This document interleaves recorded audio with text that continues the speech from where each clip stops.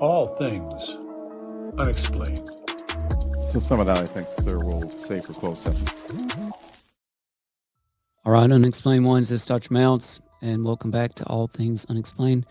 If you joined me last night, I was live with Brent and author David Koning, and we did a show on the mysteries of Disney, so I hope you enjoyed that. Today, I've got a quick update on the missing scientist, specifically a new FOIA request update by All Things Unexplained in the Monica Reza case, and some very sad news. Tragedy has struck a UFO researcher who passed away on Monday. We're going to get into those updates, but first, remember the best way you can support the show is by hitting the subscribe button and commenting on the videos. Plus, that will enter you into our giveaways, and I'll talk a little bit more about that at the end of this video. First, let's look at the headline from The Independent. UFO researcher David Wilcock found dead in Colorado, coroner's office confirms. The subheading says David Wilcock's death follows an explosion of conspiracy theories about an alleged string of deaths of people tied to sensitive research.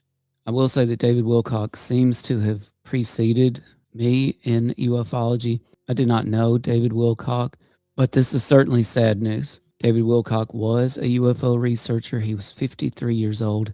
He lived in Boulder County, Colorado. The office of the Boulder County coroner confirmed in a statement that Wilcock took his own life just after 11:02 a.m. on Monday, April 20th. The details of the incident were first reported by the Boulder County Sheriff's Office, which shared a statement revealing that they received a call around 10:44 a.m. that same day. During the call, the individual appeared to be experiencing a mental health crisis.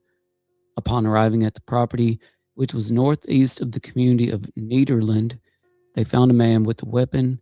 The coroner's office has confirmed that this man was Wilcock, who turned the gun on himself.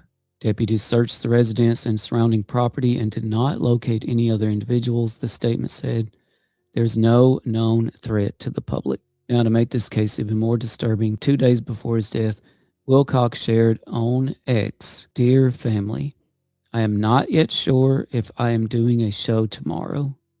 I've had some very intense stuff going on this weekend. Either way, I want y'all to know how much I love and appreciate you. Always remember that the Creator is within and we live in a loving universe." The article goes on to point out that we have had lawmakers and the president talking about these scientists. And President Trump told reporters on Thursday that the disappearances were pretty serious stuff. And we know that Anna Paulina Luna and others are pushing to look into the story of the missing and deceased scientist. I have also heard reports that David Wilcock was working on a book and that his co-author had passed away not that long ago. I do not know the details of that, so I'm not going to speculate, but I did want to share what I'd heard. You know, there can be little doubt that mental health is one of the greatest crises facing modern society. The state of humans' mental health now is a true epidemic. It's part of why I'm a big believer in being a part of a group. I'm a big believer in things like youth sports and being a part of a team.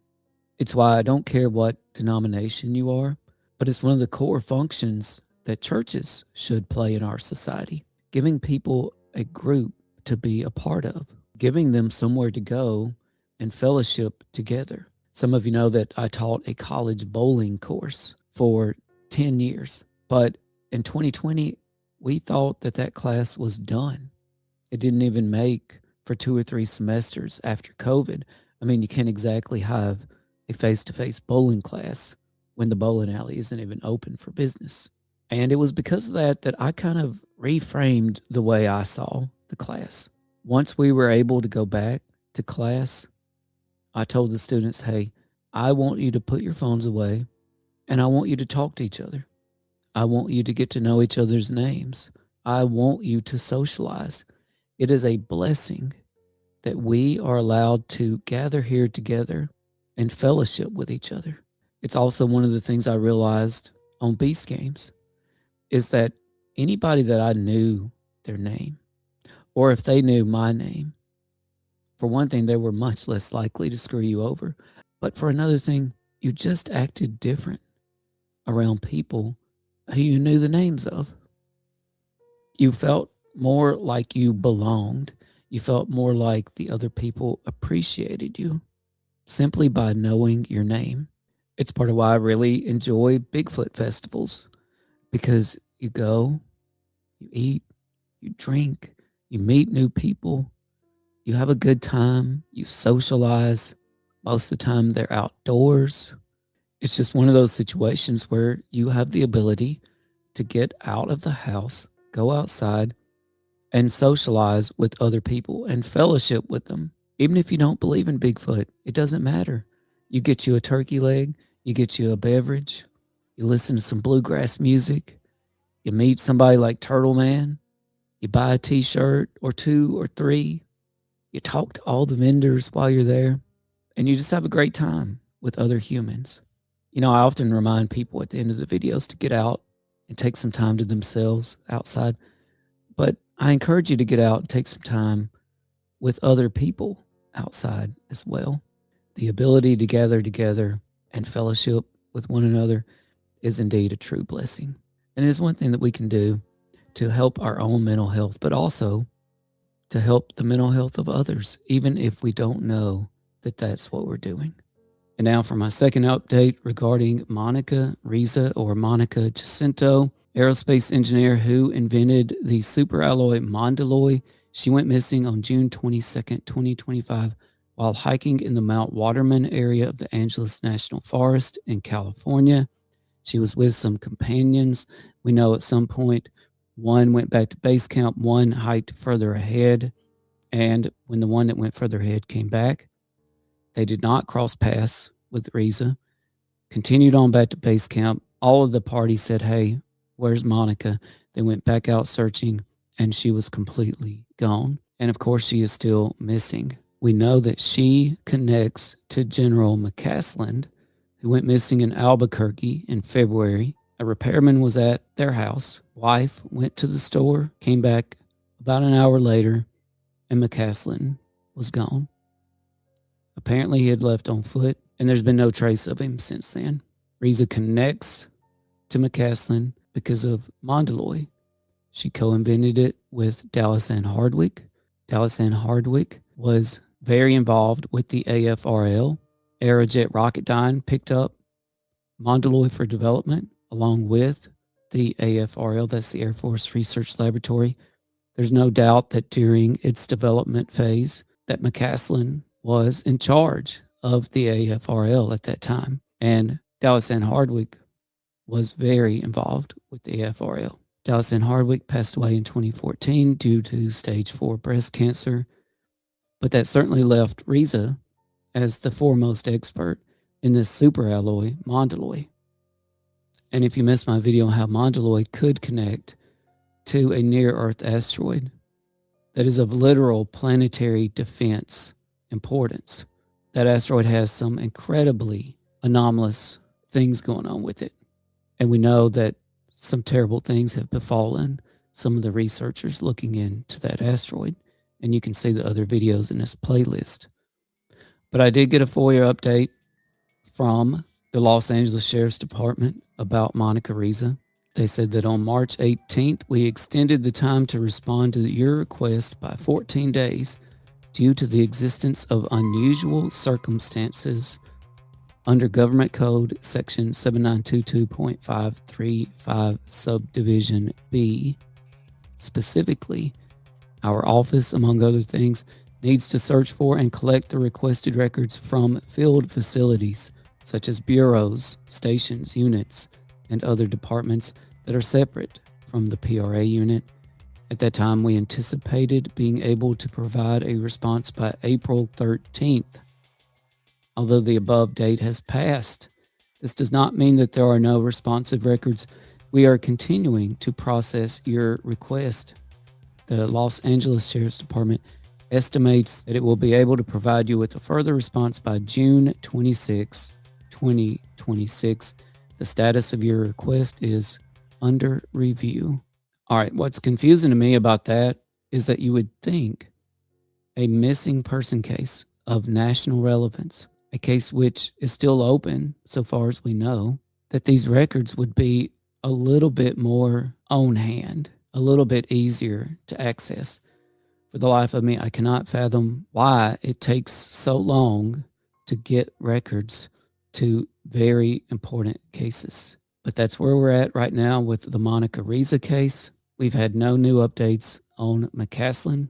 I made another video on NASA JPL scientist Michael David Hicks, who was again working on near-Earth asteroids, specifically a very anomalous asteroid, an asteroid spinning faster than any other known object in the solar system, an asteroid whose study is important for planetary defense itself, an asteroid that is accelerating.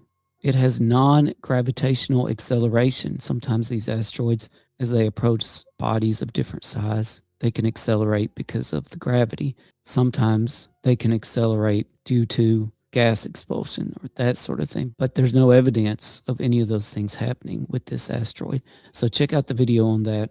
We've got another UFO researcher, David Wilcock, that has lost his life. We've got missing scientists. We've got missing generals. You know, All Things Unexplained has been tracking this stuff for quite a while. We know that this is absolutely happening in other countries as well. For years now, All Things Unexplained has had scientists on this show tell us privately that they're afraid, that they've had colleagues who were attacked by direct energy weapons. And we know about the 60 Minutes report on Havana syndrome that they've been working on for years. We've had scientists on the show tell us privately that they will not leave the country because they are afraid of what might happen. So I think this story is much more serious than people realize. I understand that some of these scientists may not connect at all, which I'll link you to. And I know that we can probably take all of them and attribute some prosaic explanations to them. Reza, for example, ended up hiking by herself in a very treacherous area, an area full of huge boulders, deep ravines, caves, and mountain lions. Huge mountain lions. I'm talking 150-pound mountain lions. And I hate to think what could happen if you stepped off the trail, like our friend YouTuber Pharaoh pointed out, and went to the bathroom. You know, if you broke your ankle and you're stuck there, no cell service, and one of these monstrous mountain lions wanders up upon you, then it's horrific. But we have to realize that in a sad situation like that, you might not ever be found. I've been looking into other missing persons cases for which I've turned up some other really mind-boggling things that I never knew about that could explain some missing persons for sure. Not quite ready to talk about those things just yet though, but stay tuned. We know that McCasland seems to have been in some state of mental and physical decline. We hear the anguish in his wife's voice on the 911 call. And I've experienced the pain of a declining loved one myself. So I know that it's a terribly difficult situation. There are reports that NASA JPL scientist Michael David Hicks died from natural causes. I believe he was 59. Again, we can certainly assign prosaic explanations to probably all of these cases of the missing scientist and others. But it's when you realize how many of them we're dealing with and the connections that are there that you realize there is something more to this. There's no way that all of this is just unconnected. There's no way all of this is a coincidence. All right, remember to subscribe, comment on the videos. That will enter you into a chance at our giveaways. We've got a lot of great books and swag to give away. Some Sasquatch Coffee Company coffee, signed books by author David Koning, who was just on the show, by Patricia Cornwell. A little self-promotion here. I've got a children's book coming out this fall, The Legend of Squatchy Hollow. That's another in my Bigfoot children's book series. And I want to remind everybody to take some time this week, get off your screens, get outside. You won't believe how much better you'll feel just after spending a little bit of extra time outside. Head out into the woods, look up at the sky. You may not spot a Bigfoot, you may not see a UFO, but you might just find something even more important out there, and that's yourself. Take care, everybody. All Things Unexplained. So some of that, I think, sir, we'll save for closed session.